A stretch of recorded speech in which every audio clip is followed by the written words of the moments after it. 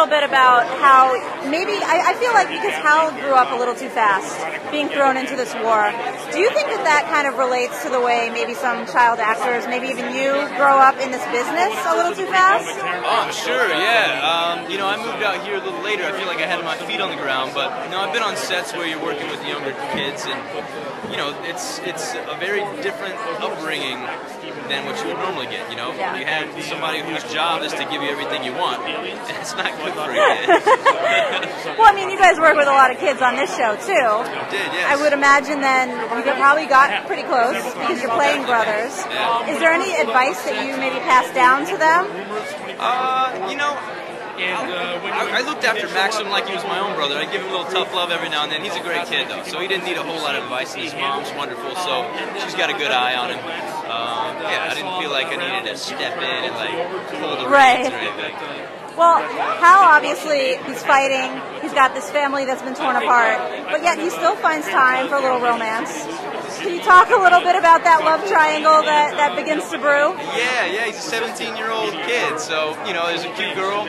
Oh, now there's two cute girls. You can't hate him for that, but, yeah, it's interesting because the Karen character is more of a tomboy who he's really fallen in love with, basically. You know, they're watching each other's backs out on these missions, and that takes a lot of trust. And then, you know, you throw in the chemistry, and, you know, I feel like they really bonded. But then you have the Lourdes character, who's more of like a sweet, doctorly kind of chick, and, you know, he's loyal to Karen, but this other girl is so nice, you know, he can't just like shoot her down. But I don't think at this point he is, I don't think he's trying to decide where to go. Right.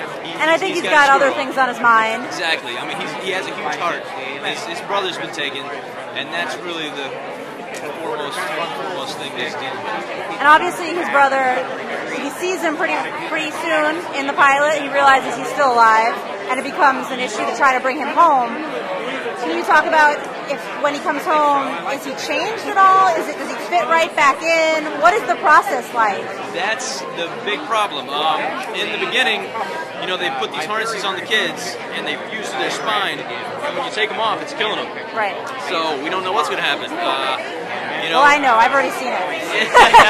But so Hal's got a very thick skull, and, you know, he's a little stubborn. He just wants his brother back.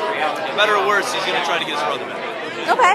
And before you go, what did you think of when you saw the Skitters? Were they everything that you imagined them to be? I have the only phobia I have is spiders. These things are like a giant crab, spider, lizard. Right. They're creepy.